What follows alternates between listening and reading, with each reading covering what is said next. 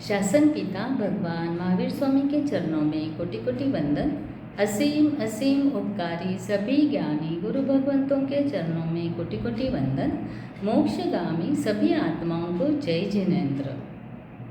आज हम जो बात करने जा रहे हैं वह है पाप के बारे में। सभी को पता है, हम कहते हैं पाप हमें नहीं करने चाहिए, पाप कम करने चाहिए, लेकिन क्या हमें पता है भगवान ने किसे पाप कहा है और इसके बारे में हम कितना जानते हैं।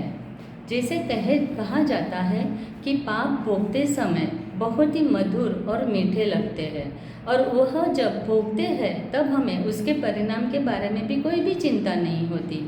जैसे कहा जाता है, अगर हमारे जीभ के स्वाद का जो शक्ति मंद हो जाने से लीमड़े के पत्ते भी कभी कभी मधुर लगते हैं, लेकिन अब ये परिस्थिति अगर आती है तो वो परिस्थिति चिंताजनक बताई गई है।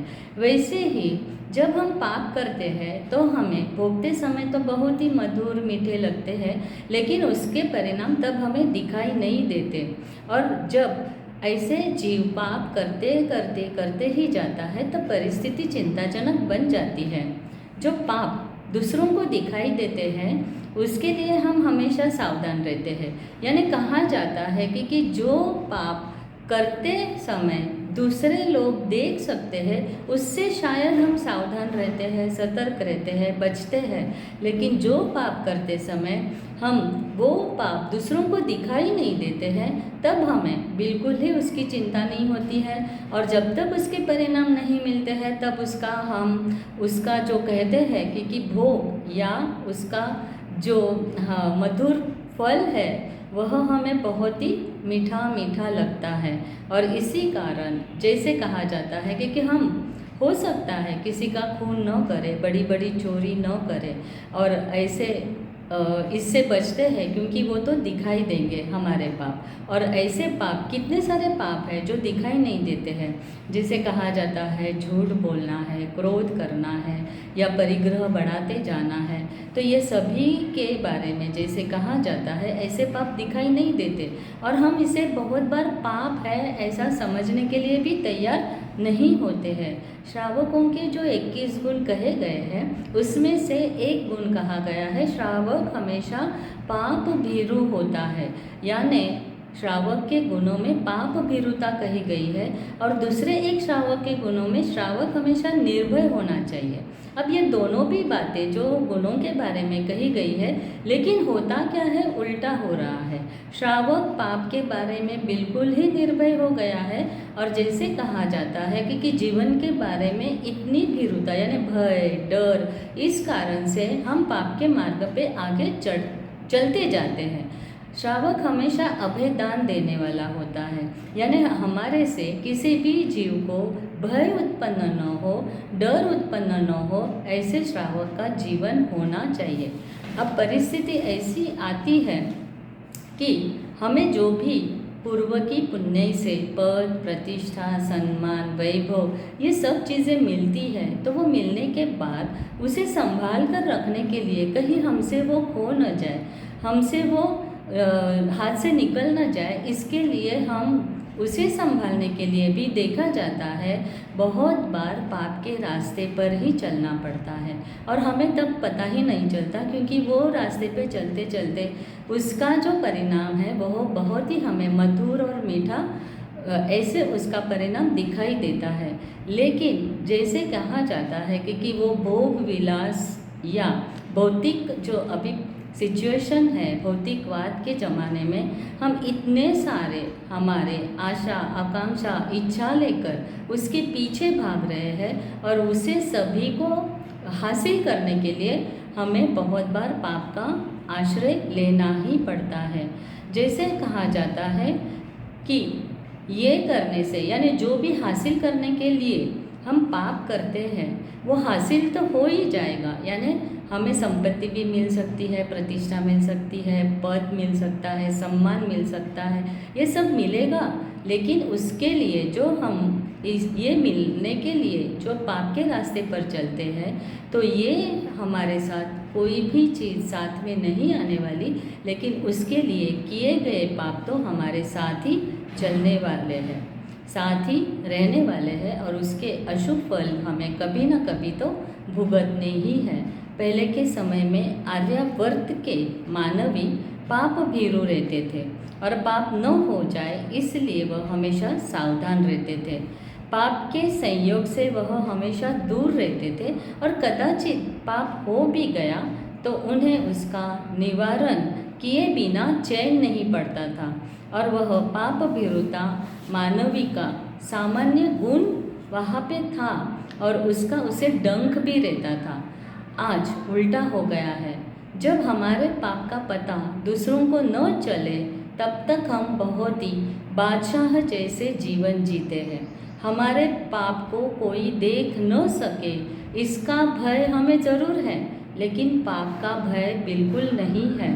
क्या सही में अगर हमने हमारे जीवन में जो भगवान ने 18 पाप की बात की है उसमें से पाप करते समय क्या हमको उसका डंक रहता है और ऐसे लगता है कि हम पाप कर रहे हैं? उल्टा हम तो यह समझ बैठे हैं कि जिस पाप की सज़ा होती ही नहीं है उसे पाप क्यों कहना है, उसका पाप क्यों हम माने, उसे पाप हम क्यों माने।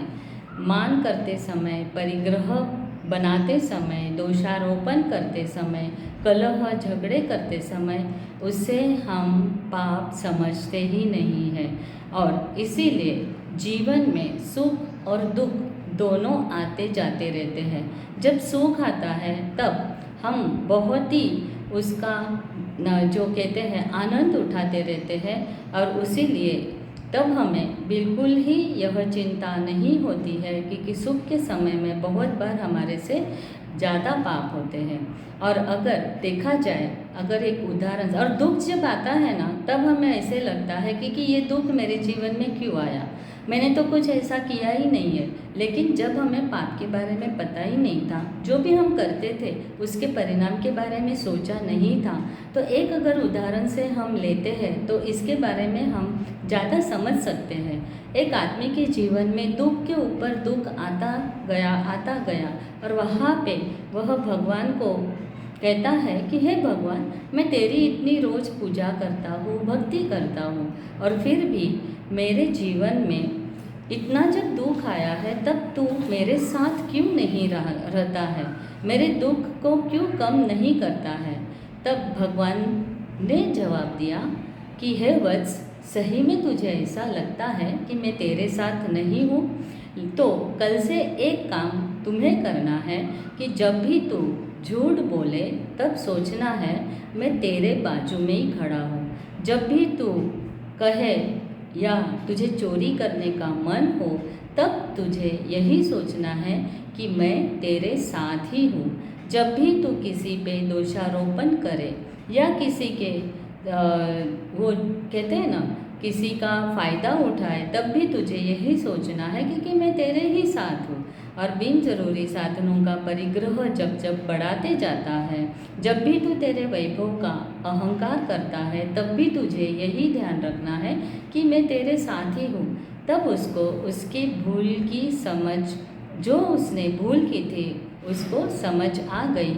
और हम भी जब हमारे जीवन में हमने किए हुए पापों के उदय होने से जो दुख आता है, कष्ट आता है, पीड़ा होती है, तब हमें और बाधा आती है, तब हम भगवान को याद करते हैं। लेकिन पाप करते समय भूल जाते हैं कि किसी और को हमारे पाप दिखाई न दे, लेकिन भगवान तो हमारे कर्म को देख ही रहा है। एक सीसीटीवी कैमरा सदैव हमारे कर्मों का रिकॉर्ड कर रहा है, और इसके लिए ही, और जब पूर्व के शुभ कर्मों, जैसे कहा जाता है कि पूर्वों के शुभ कर्मों के उदय के कारण जब सभी प्रकार की हमारी अनुकूलता हमें मिलती है, तब ज़्यादा से ज़्यादा पाप के कर्म बंध होने की संभावना होती है, और उसे कहा जाता है पुण्यानुबंधी पाप। पुण्य का प्रतिस्पर्धी पाप है। पाप है, पापों को दूर करना है, और पाप मुक्त बनना है तो पहले पाप किसे कहते हैं उसे भी समझना पड़ेगा। और जो जानेगा वही त्यागेगा। आत्मा की मलिनता वह पाप है। जिन जिन भाव, क्रिया और कर्म से आत्मा मलिन बनता है उसे पाप कहा गया है। और पाप के 3 अंश कहे गए हैं। उसमें से पहला अंश है अशुभ भाव, यानी कषाय युक्त भावों को अशुभ भाव कहते हैं। दूसरा है अशुभ क्रिया, मन वचन काया के अशुभ योग का व्यापार, वह है अशुभ क्रिया। और तीसरा है अशुभ कर्म, अति सूक्ष्म रजकण आत्मा में जब प्रवेश उसका होता है और वह है कर्म। और अशुभ कर्म से आत्मा मलिन होता है, पाप और होता है, और वह आत्मा को मलिन होना उसे ही पाप कहा गया है। अब कहते हैं इसलिए हमें भव भीरु और पाप भीरु बनना ही है। जब हम हमारी इच्छा अनुसार हमारा जीवन जीते हैं या जीवन चलाते हैं तब हम समझते हैं कि हम स्वतंत्र हैं। ऐसा समझते हैं तब हमारे में क्या होता है, स्वच्छंदता वहाँ पे आती है, स्वच्छंद बन जाते हैं। तब विवेक बुद्धि का नाश होता है और पापकारी क्रिया हो ही जाती है। पाप का डर ही पाप को कम कराता है। पाप के फल के पतन की संभावना हमेशा हमें हमारी नज़र समक्ष रखनी ही चाहिए। जैसे किसी कांटे वाले रास्ते पर चलते समय हम कांटा हमें चुभ न जाए इसका हम ध्यान रखते हुए चलते हैं, और अगर कांटा चुभ भी गया तो उसे तुरंत निकाल देते हैं। वैसे ही पाप का डर हमें हमेशा सावधान बनाता है और तुरंत ही पश्चाताप के भाव कराता है, आलोचना कराता है। कोई भी विज्ञान पाप की पहचान नहीं करा पाता। जैसे कहा जाता है कि आधुनिक विज्ञान युग में सिद्ध होने वाली हर एक वस्तु का एक मत स्वीकार करते हैं, लेकिन परमात्मा के ज्ञान को विवेक बुद्धि से स्वीकारना होता है। जैसे विज्ञान में सालों साल के संशोधन के बाद उसका तारण निकलता है, वैसे ही हमारे परमात्मा ने भवों भव की तपश्चर्या के बाद केवल ज्ञान में तमाम द्रव्यों के अनेक गुणों को, दोषों को देखने के बाद ही हमें इस पाप से बचने के लिए कहा। और लेकिन फिर भी कई मिथ्या लोग पाप क्या है भाई, जो भी मिला है उसे मौज मजा कर लो, हाथे ते साथे, पाप सभी में हम अगर कहते रहेंगे तो जिंदगी की मज़ा हम कैसे ले सकते हैं। उन सब के लिए परमात्मा का संशोधन रेड सिग्नल समान है, और इसीलिए पाप को स्वीकारो, पाप से हटो और पाप को हटाओ। जो भव से डरेगा वही पाप से डरेगा। कभी कभी हमारे मन में जब हम पाप को समझते हैं और मन में प्रश्न आता है कि अब तक पाप के बारे में इतनी सूक्ष्मता से हमें पता ही नहीं था और वह पाप हमसे हो गए हैं, तो क्या उसका अशुभ फल हमें मिलेगा? तब ज्ञानी कहते हैं कि अगर कोई एक बालक अग्नि में अपना हाथ डालता है तो वो बालक का हाथ जलेगा नहीं? जलेगा ही। वह बालक है, इसीलिए ऐसा तो हम नहीं कह सकते ना कि अग्नि उसके हाथ को नहीं जलाएगी। ऐसे ही कहा जाता है कि पाप भी अग्नि समान ही है। जैसे हम अज्ञानी है, हमें पता नहीं था कि इसे पाप कहते हैं, लेकिन वह हो गया है तो उसके फल भी हमें अवश्य भुगतने ही पड़ते हैं। और इसीलिए हम हमेशा पाप से सतर्क रहेंगे, सावधान रहेंगे। और इसीलिए कहा जाता है कि पाप करना ही पड़े तो उसको डंक के साथ करना है, पश्चाताप के भाव के साथ करना है, और जिससे चिकने अशुभ कर्म का बंध न हो और रचकन समान बंद होने से आलोचना, पश्चाताप करने से ही उसकी निर्जरा हो सकती है। इस मनुष्य भव में संपूर्ण पाप से बचना वह असंभव है। संयम लेकर पाप मुक्त हो सकते हैं और हमारा लक्ष्य पाप मुक्त होना वही रहना चाहिए। जब हम पाप को मिनिमाइज करने की प्रैक्टिस करेंगे तब पाप मुक्त होने की दिशा में हम आगे बढ़ते जाएंगे। इसीलिए पाप से सतर्क रहना है, सावधान रहना है। और इसका अगर हम बात करते हैं कि जब हम पाप करने के बाद उसके कर्म का बंध कैसे होता है, तो छोटा सा उदाहरण हमारे जो जीन दर्शन में है वो स्कंदक मुनि का उदाहरण है। स्कंदक मुनि ने पूर्व भव में पाप करके बहुत ही खुश हो गए।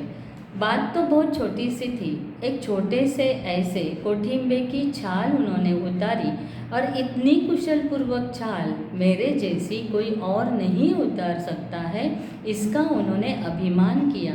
और इसी अभिमान के कारण जो कर्म का बंध हुआ तो उनका भव जो मनुष्य भव में उनके शरीर की चमड़ी उतारी गई। तो ये होता है, ये बात तो हमारे लिए हमारे जीवन में ऐसे पाप तो हम कितने करते रहते हैं, करने के बाद भी उसके लिए खुश हो जाते हैं या मान करते हैं और दूसरों को हम बहुत ही प्राउड से कहते हैं कि ये मेरे जैसा कोई नहीं कर सकता।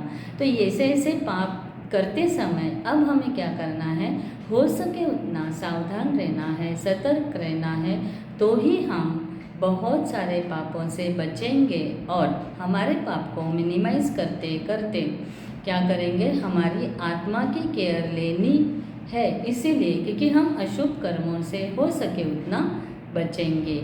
इसी शुभ भाव के साथ आज के सेशन में जिनाज्ञा के विरुद्ध कुछ भी कहा गया हो तो उसके लिए तस्मिच्छामि दुक्कडम। जय जिनेंद्र।